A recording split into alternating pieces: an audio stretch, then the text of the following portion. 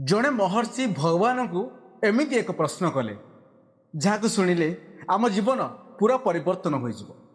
दिने जड़े ऋषि तपस्या बसी आ हठात से ऊपर को चाही भगवान को कहले हे प्रभु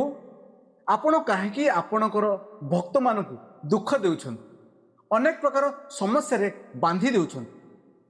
किछि समय पर आकाश रे प्रकाश फुटी उठिला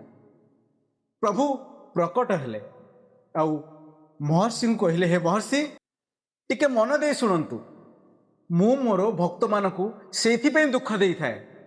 जहाद्वारा से मानकर समस्या से माने निजे समाधान करने चेष्टा करेंगे आउ से माने निजको धैर्यवान बनवाई सक्षम हेबे। मोरल ऑफ द स्टोरी दुख एक शास्ति नुह आमर परिवर्तन संकेत आमको शक्तिशाली बनवार एक संकेत आ भगवान जहाँ को शक्तिशाली बनवाई चेष्टा करते धैर्यवान बनवाई चेष्टा करते ता सहित एमती परीक्षा निश्चित भाव कर